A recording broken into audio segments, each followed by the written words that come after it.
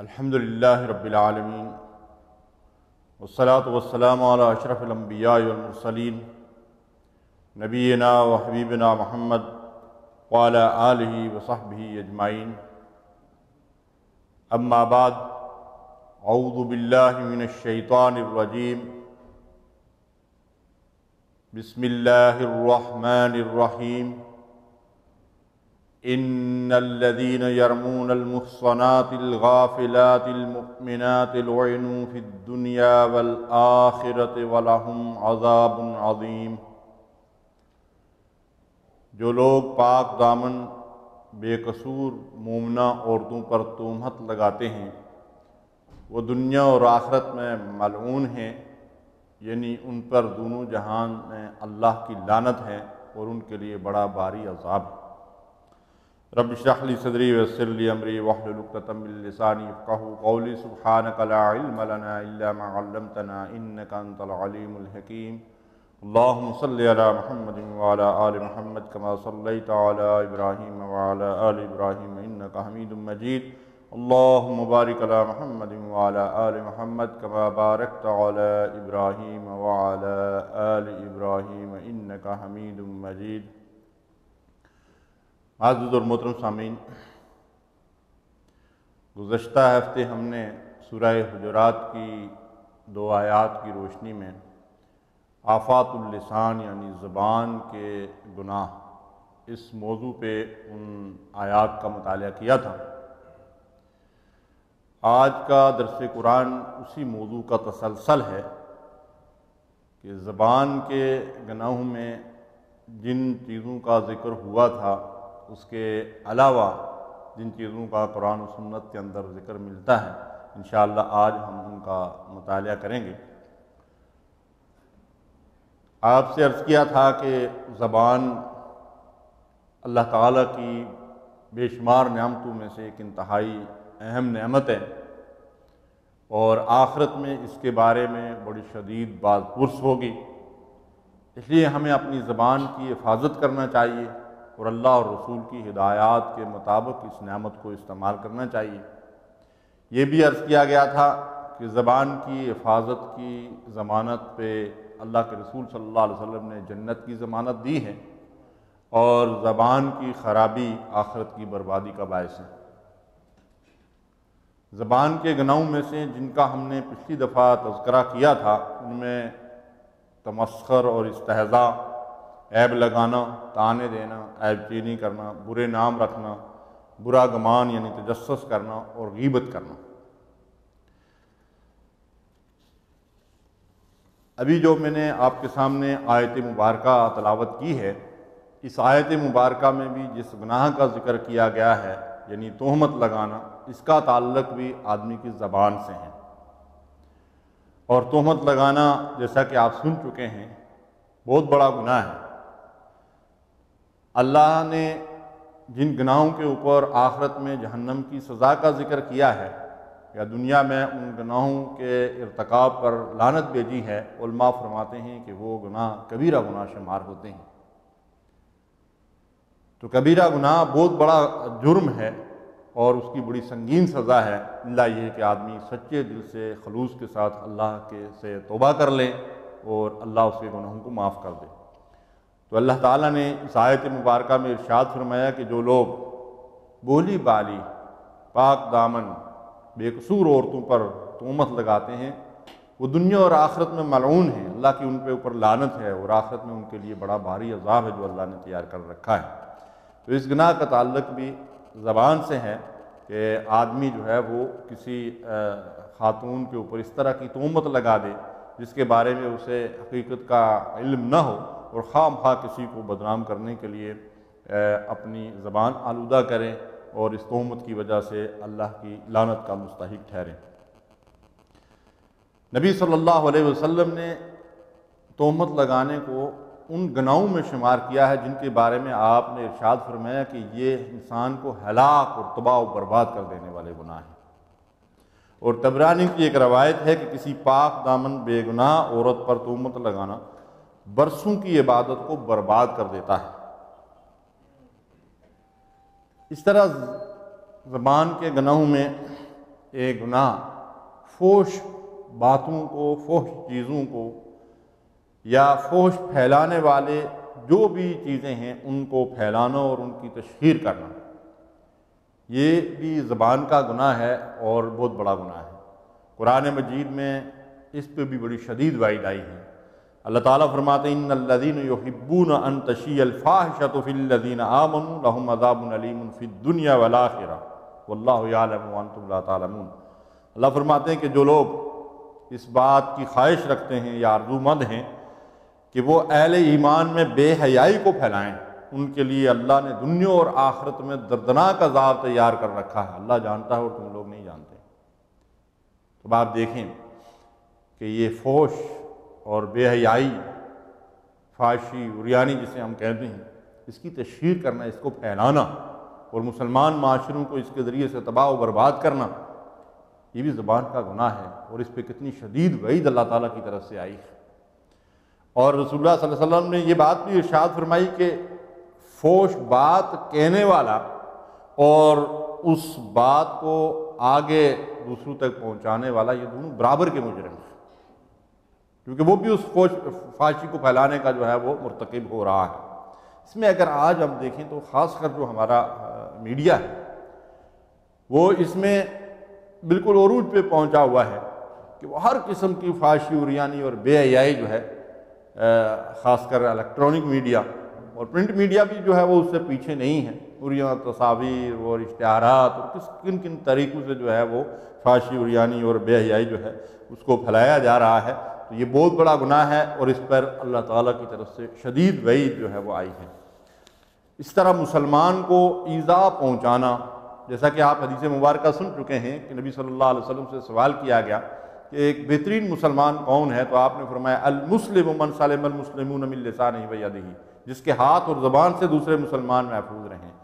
تو جس طرح ہاتھ سے کسی کو ایذا پہنچانا، تکلیف دینا، کسی کو مارنا، کسی کے اوپر ظلم زیادتی کرنا، ہاتھ سے کسی کا حق مارنا، یہ گناہ ہے، اسی طرح زبان سے کسی کا دل دکھانا، کسی کو ایذا پہنچانا، گالی گلوچ کے ذریعے سے، عیب چینی کے ذریعے سے، طعنہ دینے کے ذریعے سے، غیبت کے ذریعے سے، کسی بھی ذریعے سے، تو یہ بھی بہت بڑا گناہ ہے۔ اللہ تعالیٰ ارشاد فرماتے ہیں والذین یؤذون المؤمنین والمؤمنات بغیر ما اکتسبوا فقد احتملوا بہتانا واثما مبینا۔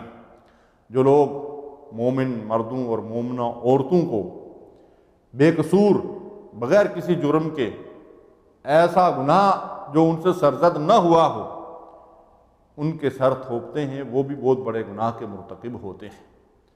تو اس طریقے سے یہ زبان کے گناہ جو ہیں انسان کو ہلاک برباد کر دینے والے ہیں، اور ان کی جو سزائیں ہیں ان میں سے بعض سزاؤں کا ذکر ہمیں نبی صلی اللہ علیہ وسلم کی احادیث میں ملتا ہے۔ رسول اللہ صلی اللہ علیہ وسلم اپنا ایک واقعہ بیان فرماتے ہیں کہ ایک رات فرشتہ مجھے اپنے ساتھ لے گیا اور میں نے دیکھا کہ کچھ لوگ ہیں کہ جن کے ناخن تانبے کے بنے ہوئے ہیں اور ان سے وہ اپنے چہروں اور سینوں کو نوچ رہے ہیں۔ آپ نے فرشتے سے پوچھا کہ یہ کون لوگ ہیں، تو بتایا گیا کہ یہ وہ لوگ ہیں جو دوسروں کی غیبتیں کرتے اور ان کی عزتوں سے کھیلتے تھے، دوسروں کی تحقیر اور تذلیل کرتے تھے، ان کی پگڑی اچھالتے تھے اور پیٹھ پیچھے ان کی برائیاں کرتے تھے۔ تو یہ ان کی سزا ہے، ان کے ناخن تانبے کے ہیں اور ان ناخنوں سے وہ خود ہی اپنے چہرے اور جو ہے وہ اپنا جسم جو ہے وہ نوچ رہے ہیں۔ تو یہ بہت بڑا گناہ ہے۔ اگر ہم اپنی زبان کی حفاظت نہ کریں تو آخرت میں ان سنگین سزاؤں سے ہمیں دوچار ہونا پڑے گا۔ اسی طرح کسی پڑوسی کو ایذا دینا، یہ بھی بہت بڑا گناہ ہے، اور نبی صلی اللہ علیہ وسلم نے فرمایا کہ وہ شخص مومن نہیں ہے۔ 3 مرتبہ آپ نے یہ بات ارشاد فرمائی تو صحابہ بڑے پریشان ہوئے، یا رسول اللہ صلی اللہ علیہ وسلم کون ہے یہ شخص؟ تو آپ نے ارشاد فرمایا کہ جس کی شرارتوں سے اس کا پڑوسی محفوظ نہ ہو، یعنی کبھی اس کو گالیاں دے، کبھی اس کو برا بھلا کہے، کبھی اس کی پیٹھ پیچھے اس کی غیبتیں کرے، یعنی کسی بھی طریقے سے ہاتھ سے، زبان سے اسے ایذا پہنچائے، اس کو تکلیف دے، تو پڑوسی اس سے نالاں ہو اور اس کی شرارتوں سے محفوظ نہ ہو، تو اللہ کے نبی صلی اللہ علیہ وسلم نے فرمایا کہ وہ شخص مومن نہیں ہے۔ اور ایک دوسری روایت بھی ہے جس میں اللہ کے رسول صلی اللہ علیہ وسلم نے فرمایا کہ وہ شخص جنت میں داخل نہیں ہو سکتا جس کی ایذا رسانیوں سے اس کا پڑوسی محفوظ نہیں ہے۔ تو اس طرح کسی کو بھی ایذا دینا گناہ ہے، لیکن اگر وہ پڑوسی بھی ہو تو یہ گناہ جو ہے اس سے کئی گنا بڑھ جاتا ہے۔ زبان کے گناہوں میں ایک بہت بڑا گناہ صحابہ کرام رضوان اللہ علیہم اجمعین پہ جو ہے وہ کوئی طعن کرنا یا ان پہ کوئی تہمت لگانا ہے۔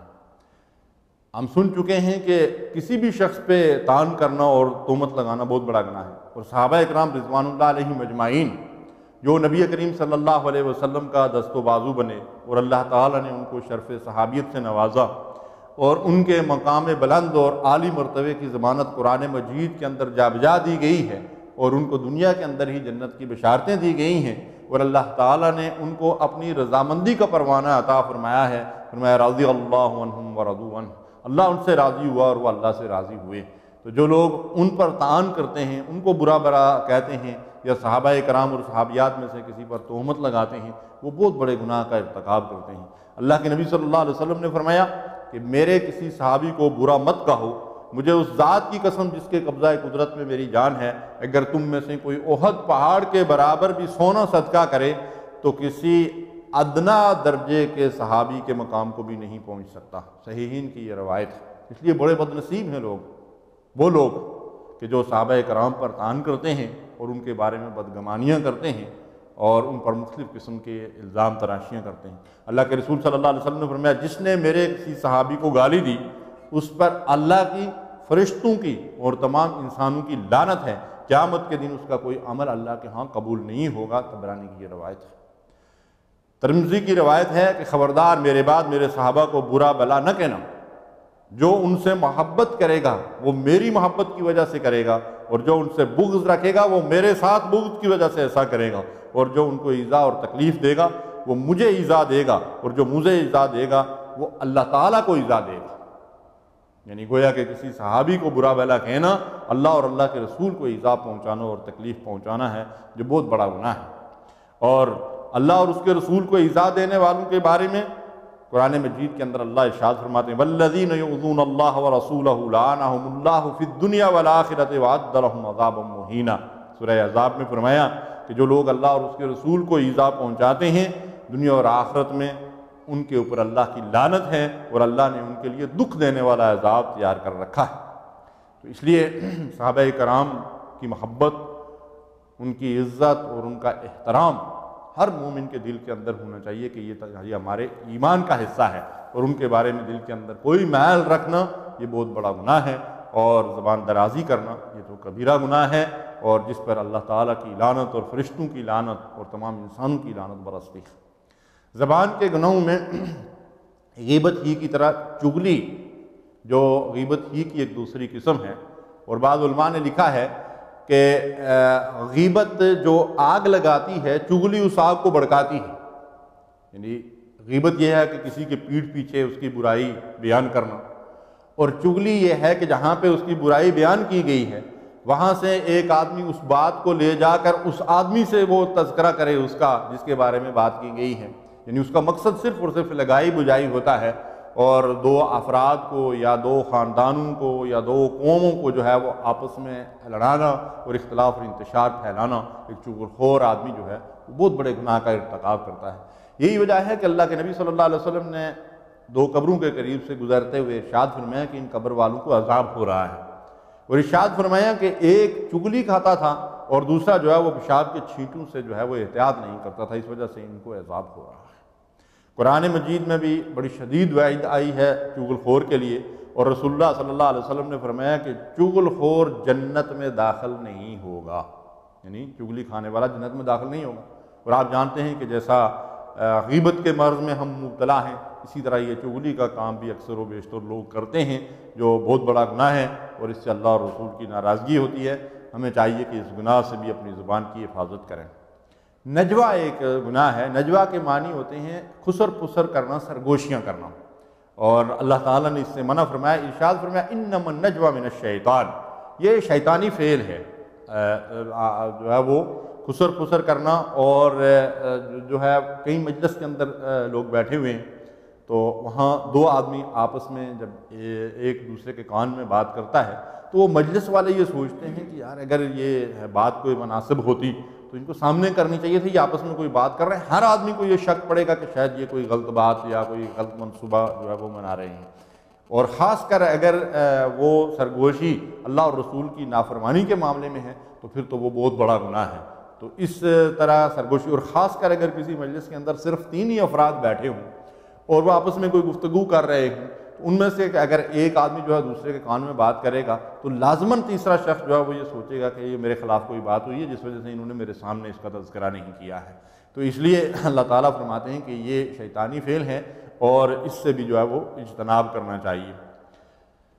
جھوٹ آپ جانتے ہیں کہ بہت بڑا گناہ ہے، اور جس طرح بہت سارے گناہوں کا بھی تذکرہ ہوا ہے، ان کا تعلق زبان سے ہے، تو زبان سے سرزد ہونے والے گناہوں میں سے ایک بڑا اور کبیرہ گناہ جھوٹ ہے۔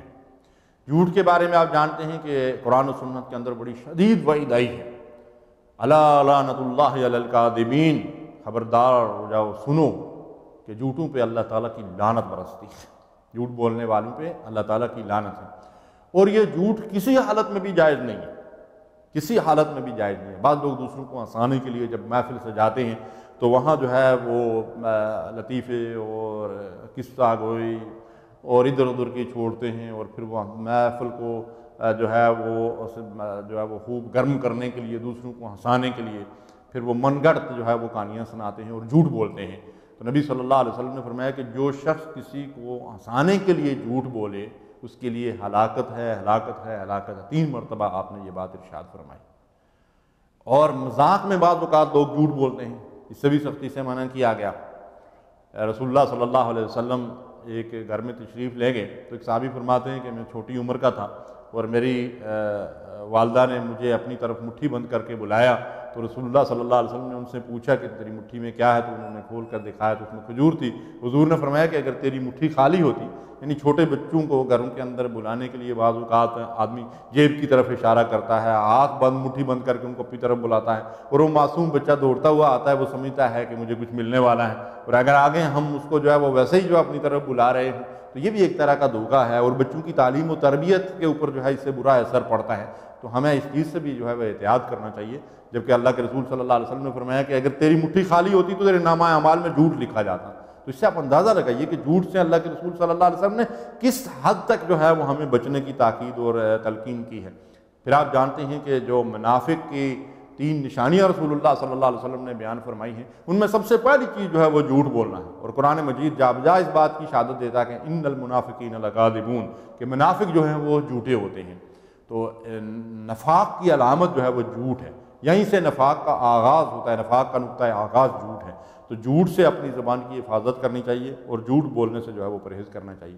پھر اللہ کے نبی صلی اللہ علیہ وسلم فرماتے ہیں ان الصدق ینجی والکذب یہلک، سچائی کیا ہے؟ سچائی یہ انسان کو نجات دیتی ہے، اور جھوٹ انسان کو ہلاک کر دیتا ہے، برباد کر دیتا ہے، تباہ کر دیتا ہے۔ تو جھوٹ ایسا گناہ ہے جس سے ہمیں اپنی زبان کی حفاظت کرنی چاہیے اور بچانا چاہیے۔ اور جھوٹ ہی کی ایک دوسری قسم ہے جھوٹی گواہی، جو جھوٹ سے بھی بڑا گناہ ہے۔ اللہ کے رسول صلی اللہ علیہ وسلم تشریف فرما تھے تو آپ نے صحابہ سے فرمایا کہ کیا میں تمہیں ہلاک کر دینے والے گناہوں کے بارے میں نہ بتاؤں؟ تو صحابہ نے عرض کیا یا رسول اللہ صلی اللہ علیہ وسلم ضرور بتائیے۔ تو حضور نے فرمایا کہ اللہ کے ساتھ شرک کرنا، والدین کو ایذا پہنچانا، اور اس کے بعد ارشاد فرمایا کہ جھوٹی گواہی دینا۔ اور صحابہ فرماتے ہیں کہ جب جھوٹی گواہی کا اللہ کے رسول صلی اللہ علیہ وسلم نے ذکر کیا تو اللہ کے نبی صلی اللہ علیہ وسلم بار بار اس کا تذکرہ کرتے تھے تکرار کے ساتھ، اور آپ کا چہرہ مبارک بالکل غصے کی وجہ سے سرخ ہو رہا تھا۔ گویا کہ جھوٹی گواہی اللہ اور رسول کے نزدیک بہت بڑا گناہ اور جرم عظیم ہے۔ آپ صلی اللہ علیہ وسلم نے فرمایا کہ جھوٹی گواہی اور شرک دونوں برابر کے گناہ ہیں۔ شرک جس کو ظلم عظیم قرآن کے اندر قرار دیا گیا ہے، جس کے بارے میں قرآن یہ کہتا ہے کہ اگر شرک پر کسی کا خاتمہ ہو جائے تو اس کی بخشش ممکن ہی نہیں۔ اللہ نے اس بات کا پہلے سے فیصلہ کر دیا ہے کہ شرک پر جس آدمی کی موت واقع ہوگی اس کو اللہ نہیں بخشے گا، باقی گناہوں کو اللہ چاہے گا تو بخشے گا۔ تو نبی صلی اللہ علیہ وسلم نے فرمایا کہ شرک اور جھوٹی گواہی جو ہے وہ برابر کے گناہ ہے۔ پھر آپ صلی اللہ علیہ وسلم نے قرآن مجید کی آیت مبارکہ تلاوت فرمائی جس میں جھوٹی گواہی اور شرک کا ایک ساتھ ذکر کیا گیا ہے۔ اللہ فرماتے ہیں فَاجْتَنِبُوا الرِّجْسَ مِنَ الْأَوْثَانِ وَاجْتَنِبُوا قَوْلَ الزُّورِ، بتوں کی گندگی سے اپنے آپ کو بچائیے، دور رکھیے، یعنی شرک سے اپنے آپ کو بچائیے۔ اور دوسری بات ارشاد فرمائی وَاجْتَنِبُوا قَوْلَ الزُّورِ، اور جھوٹی بات سے اپنے آپ کو بچائیے، جھوٹ سے اپنے آپ کو بچائیے۔ تو اس طرح یہ بہت بڑا گناہ ہے۔ اور ابن ماجہ اور حاکم کی روایت ہے کہ قیامت کے دن جھوٹی گواہی دینے والے کے قدم ہل نہیں سکیں گے جب تک اس کے اوپر آگ واجب نہ ہو جائے، اپنی جگہ سے ہل نہیں سکے گا۔ آج ہم مسلمانوں کا حال کیا ہے؟ عدالتوں اور کچہریوں کے اندر جھوٹے گواہ پیشہ ور قسم کے لوگ ہیں، اور وہ اللہ کے نبی کا کلمہ پڑھنے والے اور جھوٹی گواہی دے کر دنیا کا مال بٹورتے ہیں، اور اللہ کے رسول کی لعنت کے مستحق بنتے ہیں، اور دنیا اور آخرت کی تباہی اور بربادی کا سامان کرتے ہیں۔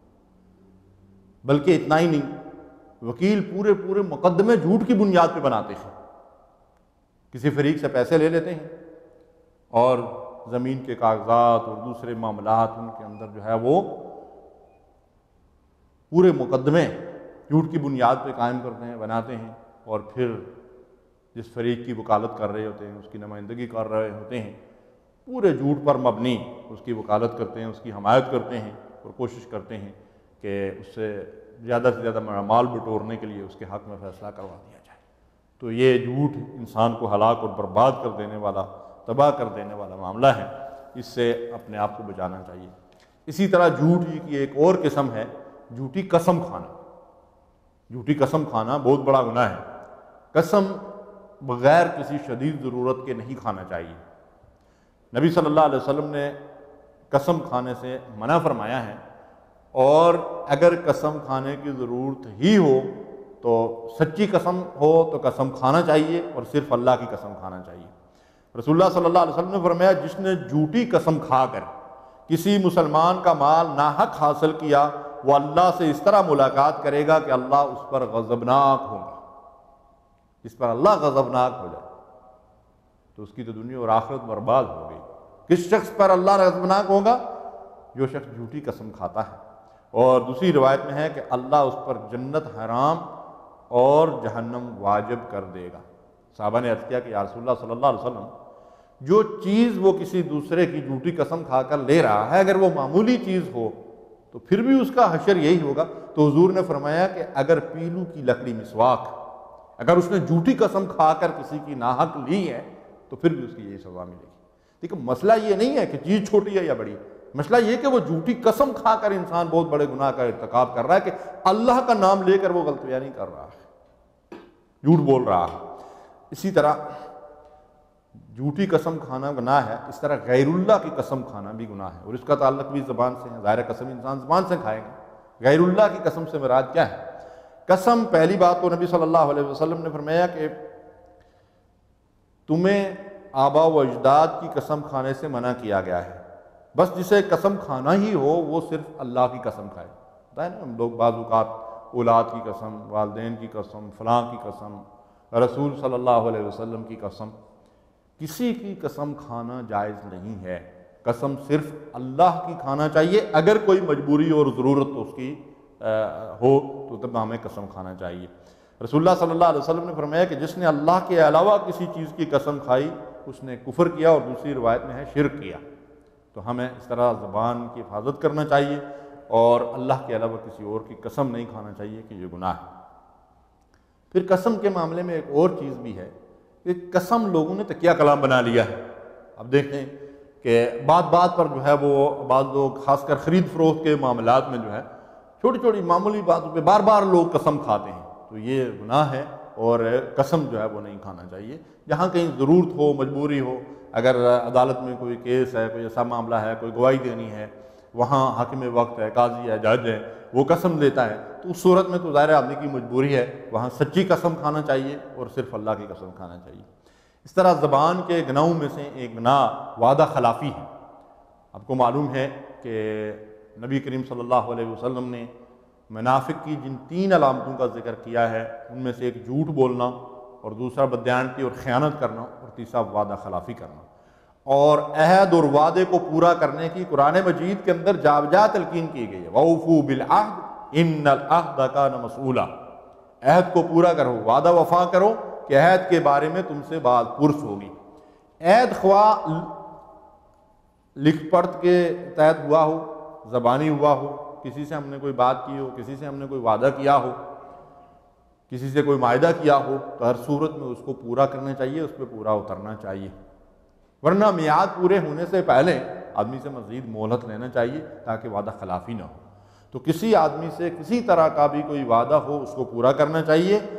نبی صلی اللہ علیہ وسلم نے یہ بات بھی ارشاد فرمائی کہ لا دین لمن لا عہد لہ، جو شخص عہد کو پورا نہیں کرتا اس کا کوئی دین نہیں ہے، وہ شخص بے دین ہے۔ اس طرح فرمایا نا لا ایمان لمن لا امانۃ لہ، جو دیانتداری نہیں کرتا اس کا کوئی ایمان نہیں. اسی طرح فرمایا کہ لا دین لمن لا عہد لہ، وہ بے دین ہے وہ شخص جو عہد کو پورا نہیں کرتا. تو ہمیں چاہیے کہ وعدہ اگر کسی سے کسی طرح کا بھی کریں تو اس وعدے کو جو ہے وہ پورا کریں.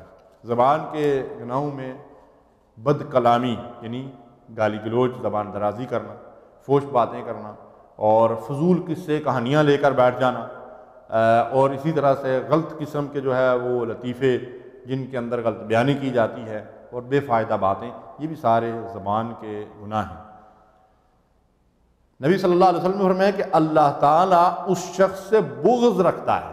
کون؟ اللہ تعالیٰ اس شخص سے بغض رکھتا ہے جو بے حیائی کی بات زبان سے نکالتا ہے اور بد زبانی کرتا ہے. بد زبانی، بد کلامی، گالی گلوچ، فحش باتیں زبان سے نکالنا. آپ نے بھی دیکھا ہوگا کہ بہت سارے لوگ ایسے ہیں بات بات پہ گالیاں نکالتے ہیں، اور بعض اوقات ایسی فحش بات زبان سے نکالتے ہیں کہ آدمی کی آنکھیں نیچی ہو جاتی ہیں، لیکن ان کو پتہ ہی نہیں لگتا، ٹس سے مس نہیں ہوتے کہ میں نے کیسی غلط بات زبان سے نکال دی. تو میں پہلے بھی عرض کر چکا ہوں کہ اللہ فرماتے ہیں ما یلفظ من قول الا لدیہ رقیب عتید. قرآن کی آیت ہے. ادھر زبان سے جو بات نکلتی ہے ایک حاضر باش موجود ہوتا ہے، اس کو لکھ لیتا ہے. کل قیامت کے دن ہم سے اس کے بارے میں بات پرس ہوگی. اللہ پوچھے گا ہم سے کہ میں نے تمہیں زبان گالیاں دینے کے لیے، برا بھلا کہنے کے لیے، غیبتوں کے لیے، جھوٹی قسمیں کھانے کے لیے، جھوٹ بولنے کے لیے، ہم اپنے رب کو کیا جواب دیں گے؟ اور رسول اللہ صلی اللہ علیہ وسلم کی اس حدیث کو پھر ایک دفعہ یاد کریں کہ کوئی ایسی بات اپنی زبان سے نہ نکالو کہ کل قیامت کے دن جب اللہ تعالیٰ اس کے بارے میں تم سے پوچھے تو تمہارے پاس جواب دہی کے لیے کوئی چیز نہ ہو. تو ہمیں چاہیے کہ اپنی زبان کی حفاظت کریں اور بے فائدہ چیزوں سے اپنی زبان کو بچائیں. حضرت عمر فاروق رضی اللہ تعالیٰ عنہ کا فرمان ہے کہ جس کی گفتگو زیادہ ہوگی اس کی لغزشیں بھی زیادہ ہوں گی، اور جس کی لغزشیں زیادہ ہوں گی اس کے گناہ بھی زیادہ ہوں گے. اس کا مطلب یہ ہے کہ ہم جتنا بولتے جائیں گے، جتنی زیادہ باتیں کریں گے، اتنے گناہوں کے اندر جو ہے وہ اضافہ ہوگا. تو ہمیں اپنے آپ کو گناہوں سے بچانے کے لیے اپنی زبان کی حفاظت کرنا چاہیے اور بے فائدہ باتوں سے اپنے آپ کو بچانا چاہیے. حدیث مبارکہ پہلے بھی سن چکے ہیں کہ من حسن اسلام المرء ترکہ ما لا یعنی، کما قال صلی اللہ علیہ وسلم، کہ انسان کے اسلام کی خوبی اس چیز کے اندر ہے کہ آدمی لا یعنی باتوں کو، جن کا کوئی فائدہ نہیں، فضول بولتا ہی رہے آدمی، اس چیز کا کوئی فائدہ نہیں ہے. انسان کے اسلام کی خوبی کس چیز میں ہے کہ وہ لا یعنی باتوں سے جو ہے وہ گریز کرے اور اپنے آپ کو جو ہے وہ بچائے رکھے. غیر محرم عورت سے تنہائی میں گفتگو کرنا، اس سے بھی جو ہے منع کیا گیا ہے. پہلی چیز تو یہ ہے کہ تنہائی میں کسی غیر محرم سے اس حال میں ملنا کہ وہ اکیلی ہو، اس سے رسول اللہ صلی اللہ علیہ وسلم نے منع فرمایا اور ارشاد فرمایا کہ جب دو آدمی تنہائی میں مرد اور عورت ملتے ہیں اور وہ غیر محرم ہوتے ہیں تو تیسرا ان کے ساتھ شیطان ہوتا ہے، اور یہیں سے پھر بگاڑ اور فساد پیدا ہوتا ہے. اس لیے رسول اللہ صلی اللہ علیہ وسلم نے اس طرح ملنے سے اور آپس میں بات چیت کرنے سے منع فرمایا. البتہ کہیں اگر اس کی ضرورت ہو اور دوسرے لوگ بزرگ جو ہے وہ محفل کے اندر مرد یا خواتین موجود ہوں تو ضرورت کے تحت جو ہے وہ بات چیت کی جا سکتی ہے.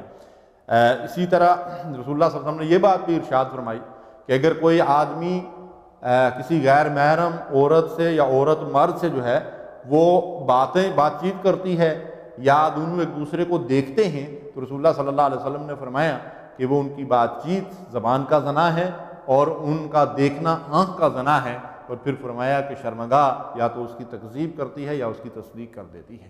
تو گویا کہ یہیں سے زنا کا راستہ جو ہے وہ بنتا ہے اور اس کی طرف ایک سبیل پیدا ہوتی ہے.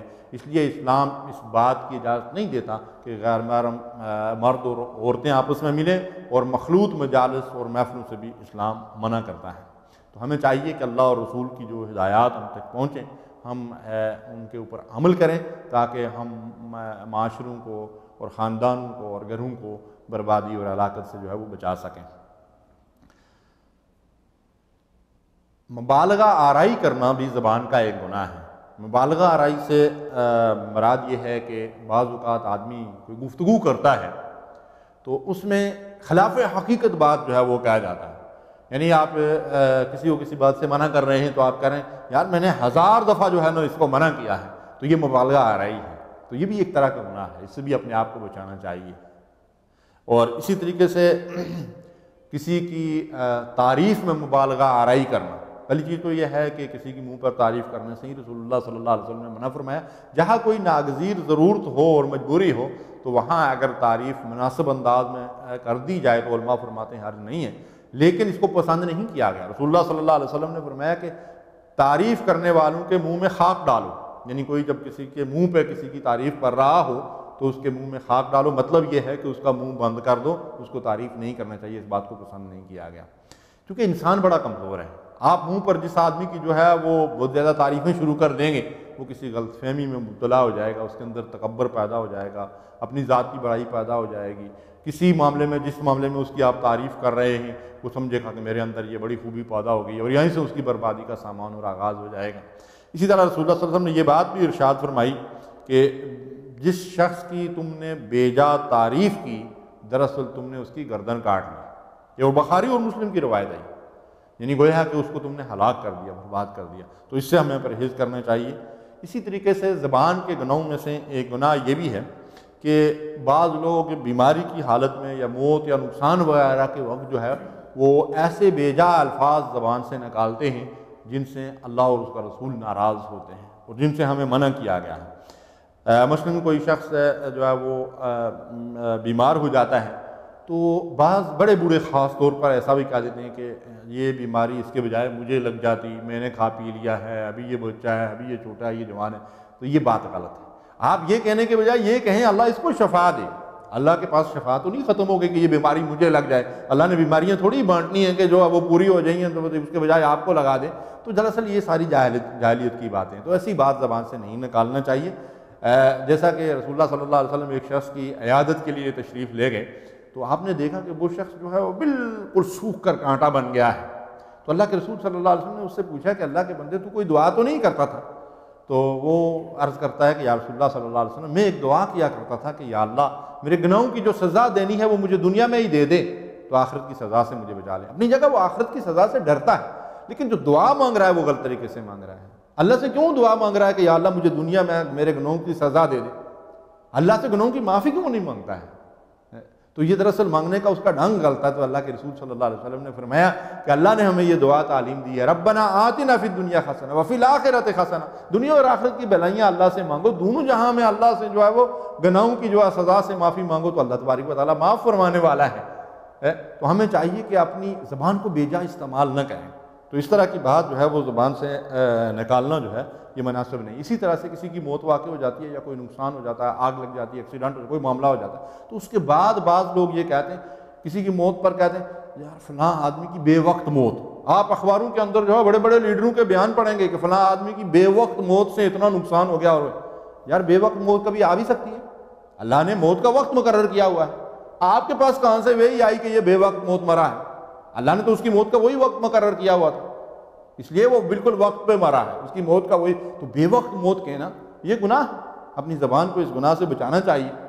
اور اگر کوئی عمدن اگر یہ الفاظ زبان سے نکال رہا ہے تو میں سمجھتا ہوں کہ یہ تو اللہ تعالیٰ کے اوپر جو ہے بڑی ایک طرح کی الزام تراشی ہے کہ اللہ تبارک و تعالیٰ نے ابھی اس کا موت وقت نہیں آیا، کا وقت ہی نہیں آیا تھا اور اللہ تعالیٰ نے اس کو موت دے دی، تو اس طرح کی باتیں زبان سے نہیں نکالنا چاہیے۔ پھر اسی طریقے سے وہ بعض اوقات آدمی کہہ دیتا کہ جی بس اس کو جو اگر وہ بر وقت اسپتال پہنچ جاتا نا تو شاید بچ جاتا، شاید بچا نہیں۔ نبی صلی اللہ علیہ وسلم نے فرمایا کہ تم کسی بھی معاملے میں کوئی نقصان، کوئی بیماری، کوئی معاملہ ہے تو ساری تدبیریں اختیار کرو، لیکن جب کوئی معاملہ ہو جائے تو اس کے بعد یہ نہ کہو کہ اگر ایسا ہوتا تو یہ ہو جاتا۔ حضور نے فرمایا کہ وہ اگر حرف لو، عربی کے اندر عربی زبان میں اگر کی جگہ جو ہے لو کا لفظ استعمال ہوتا ہے، لو اس طرح ہو جاتا، اس طرح ہو جاتا، رسول اللہ صلی اللہ علیہ وسلم نے فرمایا کہ یہ لو کا لفظ یعنی اگر کا لفظ کہ اگر ایسا ہو جاتا تو شاید ویسے ہو جاتا، تو رسول اللہ صلی اللہ علیہ وسلم نے فرمایا کہ یہ شیطان کو خوش کرنے والی بات ہے، یعنی اس کا مطلب یہ ہے کہ آدمی تقدیر کا انکار کر رہا ہے۔ تقدیر میں اللہ تعالیٰ نے جو چیز لکھ دی ہے اس کو کوئی دنیا کی چیز ٹال نہیں سکتی،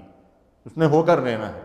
اس لیے ہمیں زبان کی حفاظت کرنا چاہیے اور ایسی چیزوں سے جو ہے وہ اپنی زبان کو بچانا چاہیے۔ لعنت کرنا یہ بھی زبان کا گناہ ہے، اور بعض لوگوں کو اور معذرت کے ساتھ بعض خواتین کو تو لعنت ملامت کرنے کی زیادہ عادت ہوتی ہے، تو یہ بہت بڑا گناہ ہے۔ لعنت کسی انسان پر، لعنت کسی چیز پر ہوا پہ لعنت، بہت زور کی ایک دم آندھی چلنا شروع ہوگی تو لوگ اس کے اوپر نعوذ باللہ لعنت بھیجنا شروع کر دیتے ہیں کسی اور. اسی طرح کسی جانور کو جو ہے اس کے اوپر لعنت بھیجنا، تو رسول اللہ صلی اللہ علیہ وسلم نے جانور کے اوپر لعنت بھیجنے سے بھی منع فرمایا. اور پھر حدیث مبارکہ ہے کہ بندہ جب کسی پر لعنت بھیجتا ہے تو وہ لعنت آسمانوں کی طرف جاتی ہے تو آسمانوں کے دروازے بند ہو جاتے ہیں، واپس زمین کی طرف آتی ہے، زمین کے دروازے بند ہو جاتے ہیں، پھر دائیں بائیں آگے پیچھے ادھر ادھر جاتی ہے، کہیں اس کو جگہ نہیں ملتی تو اس بندے کی طرف جاتی ہے جس کے اوپر لعنت بھیجی گئی ہے. اگر وہ اس کا مستحق نہیں ہے تو لعنت بھیجنے والے کے اوپر واپس پلٹ آتی ہے، گویا کہ اس نے اپنی ذات کے اوپر لعنت بھیجی ہے. تو لعنت کا مطلب دراصل کیا ہوتا ہے؟ اللہ کی رحمت سے کسی کو دور کرنا. اللہ کی لعنت اور پھٹکار کا مطلب یہی ہوتا ہے کہ اللہ تجھے اپنی رحمت سے دور پھینک دے. تو یہ بات جو ہے وہ کسی کے حق میں نہیں کہنا چاہیے، یہ بہت بڑا گناہ ہے. رسول اللہ صلی اللہ علیہ وسلم نے اس سے منع فرمایا ہے. اور پھر حدیث مبارکہ یہ بھی ہے کہ مومن تانے دینے والا، گالیاں بکنے والا اور لعنت ملامت کرنے والا نہیں ہوتا. تو مومن کو یہ بات زیب نہیں دیتی کہ وہ لعنت ملامت کرے. احسان جتلانا یہ بھی ایک گناہ ہے اور کبیرہ گناہ ہے. احسان جتلانے کا مطلب کیا ہے؟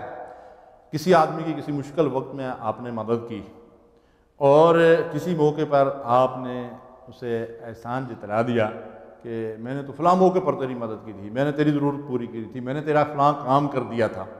تو اللہ تعالیٰ نے اس سے سختی سے منع فرمایا یا ایھا الذین آمنوا لا تبطلوا صدقاتکم بالمن والاذی. اے ایمان والو، اپنے صدقات کو ایذا دے کر، تکلیف پہنچا کر یا احسان جتلا کر ضائع نہ کرو. یعنی تم احسان کرو گے کسی کے اوپر، احسان جتلاؤ گے یا کسی کو ایذا پہنچاؤ گے تو تمہارے صدقات، تمہاری خیرات جو کسی کے ساتھ بھلائی کی ہوگی اس کا اجر جو ہے وہ ضائع ہو جائے گا. تو ہمیں چاہیے کہ اس چیز سے بچیں. ایک حدیث مبارکہ ہے جس میں فرمایا کہ جنت میں داخل نہ ہوگا احسان جتلانے والا.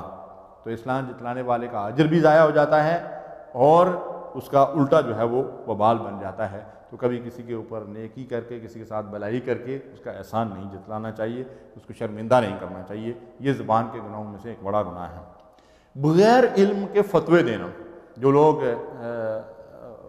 علماء کرام ہیں، فتاویٰ کے منصب پہ فائز ہیں، مجتہد علماء کرام ہیں اور وہ مفتی حضرات ہیں، وہ جو فتوے دیتے ہیں اگر ان میں کچھ ایسے فتوے دیے جائیں جو علم کے خلاف ہوں یا بغیر علم کے ہوں تو وہ انسان کی ہلاکت اور بربادی کا باعث بنتے ہیں. رسول اللہ صلی اللہ علیہ وسلم نے فرمایا کہ مفتی یا قاضی 3 قسم کے ہیں، 1 جنتی اور 2 جہنمی ہیں. ارشاد فرمایا کہ جو صحیح علم رکھتا ہے اور اس کے مطابق جو ہے وہ فیصلہ دیتا ہے وہ جنتی ہے، اور جو صحیح علم رکھتا ہے لیکن فیصلہ علم کے خلاف دیتا ہے وہ جہنمی ہے. اور پھر ارشاد فرمایا کہ جو جاہل بے علم ہے اور اللہ اور اس کے رسول کی طرف غلط باتیں منسوب کرتا ہے وہ بھی جہنمی ہے. آج کے دور میں اگر ہم یہ دیکھیں تو یہ فتوے تو بڑا عام سا ایک کام بن گیا، اور ایک عام آدمی جو دین کے بہت بنیادی جو ہے وہ باتوں سے بھی واقف نہیں ہوتا وہ فتویٰ بازی کرنا شروع کر دیتا ہے. اور اب تو جو میڈیا ہے اس کے ذریعے سے ٹی وی اور اخبارات وغیرہ کے اوپر ہے بعض ایسے لوگ جو یقیناً اس منصب کے کسی حیثیت سے بھی اہل نہیں ہیں، انہوں نے فتوے دینا شروع کر دیے ہیں اور الٹے سیدھے فتوے دے کر لوگوں کو جو ہے وہ گمراہ کر رہے ہیں. اللہ کے رسول صلی اللہ علیہ وسلم نے فرمایا تھا کہ لوگوں پر ایک وقت ایسا آئے گا کہ علماء اٹھ جائیں گے اور جاہل لوگ جو ہے وہ فتوے دے کر لوگوں کو گمراہ کریں گے اور خود بھی گمراہ ہوں گے. تو اس معاملے میں جو ہے جو صاحب علم حضرات ہیں ان کو خاص طور پر احتیاط کرنا چاہیے، اور عام آدمی کو تو بالکل ہی اس معاملے میں محتاط رہنا چاہیے کہ کوئی فتوے کے حوالے سے جو ہے علماء کرام کے حوالے سے بات کرنا. کوئی آدمی مسئلہ پوچھتا ہے تو اگر علم میں ہے تو آدمی یہ کہہ سکتا ہے کہ اس میں علماء کرام کی یہ رائے ہے، صاحب علم جو ہیں فقہاء حضرات یہ کہتے ہیں، محدثین یہ کہتے ہیں، یہ ایک الگ معاملہ ہے. لیکن جو مفتی حضرات کا مقام ہے، جو ججز ہیں ان کا مقام ہے، ان کو اس معاملے میں چاہیے کہ صحیح علم کی بنیاد پہ صحیح فتویٰ دیں اور اس کے اوپر اللہ اور اللہ کی طرف سے اجر حاصل کریں اور غلط بیانی نہ کریں، علم کو نہ چھپائیں اور جہالت کی بنیاد پہ فتوے نہ دیں کہ یہ بہت بڑا گناہ ہے. اسی طرح اللہ اور اس کے رسول کی طرف کوئی جھوٹی بات منسوب کرنا، یعنی بغیر علم کے یہ کہا دینا کہ جی اللہ نے یہ بات فرمائی یا رسول اللہ صلی اللہ علیہ وسلم یوں کہتے ہیں. جیسا کہ ہمارے ہاں یہ ہوتا ہے کہ عام طور پر آدمی کہہ دیتا ہے جی یہ حدیث ہے، کوئی پتہ نہیں ہوتا کہ یہ حدیث ہے کہاں سے آئی ہے نہیں ہے. تو یہ بات کہنا جس چیز کے بارے میں علم ہی نہ ہو اس کو رسول اللہ صلی اللہ علیہ وسلم کی طرف منسوب کر دینا بہت بڑا گناہ ہے۔ نبی صلی اللہ علیہ وسلم نے فرمایا من کذب علیہ متعمدا فلیتبوأ مقعدہ من النار، جو شخص جان بوجھ کر میری طرف کوئی غلط بات منسوب کرے وہ اپنا ٹھکانہ جہنم میں بناتا ہے، تو یہ بہت بڑا گناہ ہے۔ اسی طرح اللہ تعالیٰ کی طرف کوئی جھوٹی بات منسوب کرنا یہ بھی بہت بڑا گناہ ہے، جیسا کہ یہود و نصارہ اور مشرکین جو ہے وہ ایسی چالیں چلتے تھے۔ غصہ ایک گناہ ہے جس کا تعلق زبان سے ہے، اور جب انسان کو غصہ آتا ہے تو پھر وہ انسان زبان کا غلط استعمال کر بیٹھتا ہے، اس لیے غصے سے منع کیا گیا۔ ایک شخص رسول اللہ صلی اللہ علیہ وسلم سے عرض کرتا ہے کہ مجھے وصیت کیجیے، اللہ کے رسول صلی اللہ علیہ وسلم نے فرمایا لا تغضب، غصہ نہ کیا کرو۔ اس نے پھر عرض کیا، 3 مرتبہ اس نے سوال کیا کہ یا رسول اللہ صلی اللہ علیہ وسلم مجھے وصیت کیجیے، تو حضور نے 3 مرتبہ ارشاد فرمایا لا تغضب۔ یہاں محدثین فرماتے ہیں کہ شاید اس شخص کو جو ہے وہ غصہ زیادہ آتا ہو، اور رسول اللہ صلی اللہ علیہ وسلم تو بڑے حکیم انسان تھے، آپ جس کے اندر جس طرح کی کمزوری دیکھتے تھے اس کی نشاندہی کرتے تھے، اور اسی حوالے سے اس آدمی کی جو ہے تعلیم و تربیت فرمایا کرتے تھے۔ اس لیے نبی صلی اللہ علیہ وسلم نے اس کی بار بار جو ہے وصیت طلب کرنے کے باوجود اسے ہر بار اسی بات کی تاکید کی کہ غصہ نہ کیا کرو۔ تو اس کے بارے میں قرآن مجید میں بھی سختی سے منع کیا گیا، فرمایا والکاظمین الغیظ والعافین عن الناس۔ یہاں مومنین مصلحین کی جن کو اللہ تعالیٰ نے جنت کی بشارت دی ہے ان کی یہ صفت بیان کی گئی ہے کہ وہ غصے پر قابو رکھنے والے اور لوگوں کے قصور معاف کرنے والے ہوتے ہیں۔ اور عمر فاروق رضی اللہ تعالیٰ عنہ کا قول ہے کہ غصہ وہ آندھی ہے جو دماغ کے چراغ کو بجھا دیتی ہے، یعنی جب غصے کی حالت میں آدمی اول فول بکنا شروع کر دیتا ہے نا تو دراصل اس کا دماغ کام نہیں کر رہا ہوتا، وہ اس وقت جذباتی ہوتا ہے۔ اسی لیے کیا ہوتا ہے، حجی فلاں آدمی نے جو بس وہ غصے میں آ کر بیوی کو طلاق دے دی، اور تو ہم سے کچھ نہیں بن پاتا نا، تو بیچاری وہی معصوم گھر کے اندر جو ہے وہ کمزور نظر آتی ہے، اسی کے اوپر سارا غصہ نکالتے ہیں۔ معمولی سی بات ہو گئی، کوئی مرچ مسالے کا ہی مسئلہ ہو گیا، 2 تھپڑ بھی رسید کر دیے اور جو غصے میں طلاق بھی نکال دی، طلاق بھی دے دی، تو یہ بہت بڑا گناہ ہے۔ طلاق کا معاملہ ایسا ہے کہ قرآن و سنت میں باقاعدہ اس کے لیے جو ہے وہ طریقہ کار بتایا گیا ہے۔ آخری انتہا کے طور پر جیسا کہ نبی صلی اللہ علیہ وسلم نے فرمایا کہ حلال چیزوں میں اللہ تعالیٰ کو سب سے ناپسند طلاق کا معاملہ ہے۔ حلال چیزوں میں، حلال کاموں میں جو اللہ کے نزدیک سب سے ناپسندیدہ کام ہے وہ طلاق ہے، لیکن یہ بھی ہم نے کھیل بنایا ہوا ہے، مذاق میں بھی لوگ طلاق دے دیتے ہیں، اور اسی طریقے سے جو ہے وہ اس کے ساتھ ساتھ جو ہے غصے کی حالت میں پھر اس کے بعد پچھتاتے ہیں، پھر اس کے بعد مولویوں کے پاس جاتے ہیں، گمراہ لوگوں کے پاس جاتے ہیں اور پھر الٹے سیدھے کام کرتے ہیں۔ تو ہمیں چاہیے کہ ایسی چیزوں سے اپنے آپ کو بچائیں۔ غصے کی حالت میں ہم اس بات کی کوشش کریں کہ اللہ اور رسول کی جو ہدایات ہیں، اللہ تعالیٰ قرآن میں ارشاد فرماتا ہے وَإِمَّا يَنزَغَنَّكَ مِنَ الشَّيْطَانِ نَزْغٌ فَاسْتَعِذْ بِاللَّهِ، اللہ تعالیٰ سے جو ہے وہ اللہ کی پناہ مانگا کرو شیطان سے، چونکہ غصہ تو شیطان کی طرف سے ہوتا ہے۔ حضور نے یہ بات بھی ارشاد فرمائی کہ شیطان کو آگ سے پیدا کیا گیا ہے، اس لیے غصہ آ جائے تو کیا کرو، وضو کر لیا کرو، تو اس سے غصہ ٹھنڈا ہو جائے گا۔ اور اسی طرح یہ بات بھی ارشاد فرمائی کہ غصہ آ جائے تو آدمی کھڑا ہے تو بیٹھ جائے، بیٹھا ہے تو لیٹ جائے، لیکن در حقیقت اس وقت آدمی کی جو کیفیت ہوتی ہے ادھر سے شیطان نے مروڑا دیا ہوا ہوتا ہے، تو کہاں وہ بیٹھے گا اور کہاں وہ لیٹے گا اور کہاں وہ وضو کرے گا، وہ تو اس وقت مطلب یہ ہے کہ پارا چڑھا ہوا ہوتا ہے۔ تو ہمیں چاہیے کہ اپنے آپ کو ہمیشہ نارمل رکھنے کی کوشش کریں اور غصے کی حالت میں جو ہے خاموشی اختیار کر لیا کریں تاکہ کوئی غلط بات زبان سے نہ نکل جائے۔ یہ کہ جو عمر فاروق رضی اللہ تعالیٰ عنہ جیسا حکیم انسان یہ کہتا ہے کہ اس حالت میں انسان جو ہے اس کا دماغ کام نہیں کر رہا ہوتا، یعنی غصہ وہ آندھی ہے جو دماغ کے چراغ کو ہی بجھا دیتی ہے، تو غیظ و غضب کی حالت میں، غصے کی حالت میں جو ہے وہ کبھی بات جو ہے وہ نہیں کرنا چاہیے، اور خاص کر کوئی فیصلہ کن بات کبھی بھی زبان سے نہیں نکالنا چاہیے۔ اور ہمیں چاہیے کہ جو ہمیشہ جو ہے وہ غصہ نہ کریں اور اپنے آپ کو غصے کی حالت سے بچانے کی کوشش کریں۔ کسی کا راز فاش کرنا بھی جو ہے وہ گناہ ہے۔ کسی نے آپ کے ساتھ کوئی بات کی اور اس نے ساتھ یہ بھی کہا کہ یہ بات آپ کے پاس امانت ہے، یہ راز ہے میرا آپ کے پاس، لیکن آپ نے کسی سے ذکر کر دیا جی وہ فلاں آدمی نے یہ بات کی تھی لیکن خیال رکھنا کسی کو نہیں بتانا۔ اب اللہ کے بندے کیا کر رہے ہیں؟ تو کسی کے راز جو ہے اس کو فاش کرنا وہ دراصل امانت ہوتی ہے، اور یہ بددیانتی اور خیانت ہے کہ آپ اس راز کو دوسرے تک پہنچا رہے ہیں، یہ بھی زبان کا گناہ ہے۔ کلمہ کفر یا شرکیہ کلمات زبان سے کہنا یہ بھی گناہ ہے اور سخت گناہ ہے اور کبیرہ گناہ ہے، اور آج کے دور میں خاص کر شاعر اسلام کے حوالے سے، دین کے حوالے سے داڑھی کا نام لے کر لوگ جو ہے وہ برا بلا کہتے ہیں، برقعے کا نام لے کر لوگ جو ہے وہ اس کو کوستے اور برا بلا کہتے ہیں، اور سود کے حوالے سے لوگ الٹی سیدھی باتیں کرتے ہیں۔ اور تو اس طرح سے ہمیں شرکیہ کلمات اور کفریہ کلمات سے اپنے آپ کو بچانا چاہیے۔ دین کی کسی بھی چیز کے بارے میں زبان سے نازیبا الفاظ استعمال کرنا وہ یا کفر کی حد میں انسان کو داخل کر دیتے ہیں، یا شرک کی حد میں انسان کو داخل کر دیتے ہیں، یا اسلام سے انسان کو خارج کر دیتے ہیں۔ اس حوالے سے ہمیں اپنی زبان کی جو ہے حفاظت کرنا چاہیے۔ اسی طرح جو قولی بدعات ہیں جن کا تعلق زبان سے ہے، مثلاً یہ ہے کہ مدد صرف اللہ سے مانگنا چاہیے۔ کچھ لوگوں نے مدد مانگنے کے لیے یا غوث الاعظم دستگیر، اے غوث اعظم میری دستگیری فرمائیے، یا علی مدد، یا علی میری مدد کیجیے۔ تو یہ ایسی بدعات ہیں کہ رسول اللہ صلی اللہ علیہ وسلم کے دور میں ایسی چیزیں نہیں تھیں۔ مدد صرف آدمی اللہ تبارک و تعالیٰ سے مانگتا ہے۔ ان میں بعض چیزیں شرک کی حد تک ہیں اور بعض جو ہیں وہ بدعات ہیں۔ تو ہمیں چاہیے کہ ایسے الفاظ جو اللہ اور رسول نے ہمیں نہیں سکھائے ان سے جو ہے وہ پرہیز کریں۔ اسی طرح اوراد اور وظائف ہیں، جیسے بعض لوگ جو ہیں اللہ کا ورد کرتے ہیں۔ کہیں کسی حدیث کی کتاب میں آپ اٹھا کر دیکھیں کہ اللہ کا ورد نبی صلی اللہ علیہ وسلم نے سکھایا؟ رسول اللہ صلی اللہ علیہ وسلم نے ہمیں اذکار سکھائے، ہمیں ان کی تعلیم دی، ہمیں ذکر کرنے کے طریقے بتائے، تعداد تک جو اذکار مسنونہ کی ہمیں بتائی گئی، لیکن اس طرح کے الفاظ ہمیں قرآن و سنت کے اندر کہیں نہیں ملتے۔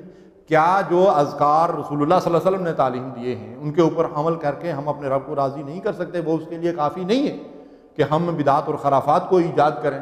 تو اسی طرح حق ہو کی زر میں لگانا، کلمے کو توڑ کر پڑھنا، لا الہ الا اللہ پورا کلمہ پڑھنا چاہیے۔ بعض لوگ ہیں جو اس کو مطلب یہ ہے کہ توڑ پر کرتے ہیں، صرف الا اللہ پڑھتے ہیں، صرف اللہ پڑھتے ہیں اور کچھ نہیں کہتے آگے پیچھے۔ تو اس طرح یہ چیزیں جو قرآن و سنت سے ثابت نہیں ہیں ان سے اپنی زبان کی حفاظت کرنا چاہیے۔ اس طرح جھاڑ پھونک اور منتر وغیرہ اور جادو کے کلمات یہ زبان سے نکالنا یہ بہت بڑا گناہ ہے۔ اور جادو تو آپ کو پتہ ہے کہ کفر ہے، اور قرآن مجید کے اندر جو ہے صریحاً اس کو کفر قرار دیا گیا ہے، اور جادو کی سزا قرآن و سنت کے اندر بیان ہوئی ہے کہ اللہ تعالیٰ اس شخص کو جہنم میں داخل کر دے گا، اور دنیا میں اگر اس کسی شخص پہ جادو ثابت ہو جائے تو وہ واجب القتل ہے۔ اسی طرح یہ جو لوگ قسمت کا حال بتانے والے، کاہن، جوگی قسم کے لوگ، دس شناس قسم کے لوگ، تو اور پرندوں سے فال نکالنے والے لوگ، یہ بہت بڑے گناہ کا ارتکاب کرتے ہیں۔ اور ان میں سے کوئی آدمی اگر کسی شخص کے پاس غیب کی خبر پوچھنے کے لیے جاتا ہے، ظاہر ہے وہ اپنی زبان سے اس سے بات پوچھے گا، یہ زبان کا گناہ ہے، بتانے والا زبان سے بتائے گا، یہ گناہ زبان کا ہے، اور کتنا بڑا گناہ ہے۔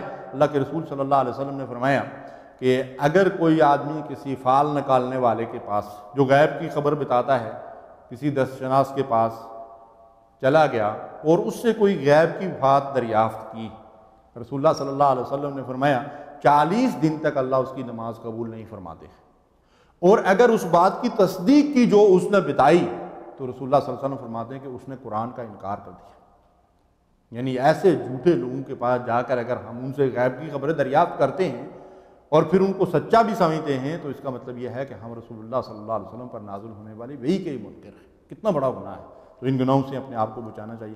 والدین کو گالی دینا بہت بڑا گناہ ہے، تو نبی صلی اللہ علیہ وسلم نے فرمایا کہ وہ کوئی آدمی اپنے والدین کو گالی نہ دے کہ یہ بہت بڑا گناہ ہے۔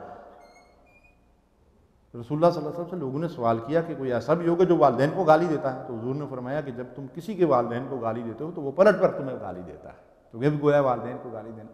تو والدین کو ایذا پہنچانا، وہاں تو گالی دینا تو بہت دور کی بات ہے۔ قرآن تو کہتا ہے وَلَا تَقُلْ لَهُمَا اُفْ وَلَا تَنْهَرْهُمَا، ان کے سامنے اف نہ کرو، ہاں ہوں نہ کرو، اور ان کو جھڑکو نہ کبھی بھی۔ اور خاص کر یہاں جو تاکید کی گئی ہے وہ بڑھاپے کی عمر کے حوالے سے ہیں کہ جب ان کے اندر چڑچڑاپن پیدا ہو سکتا ہے، جب ان کی جو ہے وہ مطلب یہ ہے کہ ہوش و حواس جو ہیں وہ ان کے اندر کوئی کمی واقع ہو سکتی ہے، تو اس وقت ان کے سامنے جو ہے وہ اف کہنا اور ان کو جھڑکنا یہ گناہ ہے، اور اس سے منع کیا گیا ہے۔ فرمایا نرمی اور حلاوت کے ساتھ ان کے سامنے جو ہے وہ پیش آیا کرو اور ان سے بات کیا کرو۔ تو سوال کرنا، بیجا سوال کرنا بغیر کسی ضرورت کے، جیسا کہ آج بھیک مانگنا جو ہے وہ ایک پیشہ بن گیا ہے، اور اب تو یہ افراد سے لے کر قوموں اور ملکوں نے یہ وتیرہ اختیار کر لیا ہے، جبکہ شدید ضرورت کے بغیر سوال کرنا گناہ ہے۔ اور نبی صلی اللہ علیہ وسلم نے فرمایا کہ جو آدمی شدید ضرورت کے بغیر سوال کرتا ہے، بھیک مانگتا ہے، قرض مانگتا ہے، قیامت کے دن اس کے چہرے پہ گوشت نہیں ہوگا۔ تو اس طرح سے ہمیں ان گناہوں سے اپنے آپ کو بچانا چاہیے۔ نوحہ کرنا اور بین کرنا، اور یہ خاص طور پر خواتین کے اندر یہ چیز زیادہ ہوتی ہے. کسی کے عزیز و اقارب میں سے کسی کی فوتگی ہو گئی تو پھر اس کے بعد جو ہے اس کا نام لے لے کر جو ہے وہ بین کرنا اور نوحہ کرنا کہ وہ ایسا تھا، وہ ویسا تھا، وہ اتنا عظیم تھا، اس کے جو ہے وہ قصیدے پڑھنا اور اس کی ایسی تعریفیں کرنا جو سرے سے جو ہے اس کے اندر وہ صفات ہی موجود نہ ہوں. تو اس طریقے سے جو ہے وہ بین کرنا اور نوحہ کرنا، اس سے نبی صلی اللہ علیہ وسلم نے منع فرمایا. آپ فرماتے ہیں کہ میں نوحہ اور بین کرنے والے سے بری الذمہ ہوں، اور آپ فرماتے ہیں کہ نوحہ کرنے والا ہم میں سے نہیں. اور ایک روایت کے اندر آتا ہے کہ نوحہ کرنا کفر ہے. تو ان گناہوں سے اپنے آپ کو بچانا چاہیے. اور یہ نوحہ اور بہن کا معاملہ جیسا میں نے آپ سے عرض کیا کہ یہ بعض اوقات خواتین میں مردوں سے بھی زیادہ ہوتا ہے. اولاد کو عاق کرنا، یعنی بعض لوگ جو ہیں وہ اولاد میں سے کسی کو اس کے شرعی حق سے محروم کر دیتے ہیں اور جواز یہ پیش کرتے ہیں کہ جی یہ اتنا بدبخت ہے کہ اس نے میری یہ نافرمانی کی، اس نے مجھے یہ تکلیف دی، اس نے میرا یہ حق ادا نہیں کیا، اور اس کو عاق کر دیتے ہیں. یہ بہت بڑا گناہ ہے. دیکھیے اللہ تعالیٰ نے جس اولاد میں سے جس کسی کا جو حصہ مقرر کیا ہے اس کا فیصلہ اللہ نے اپنی کتاب کے اندر کر دیا ہے.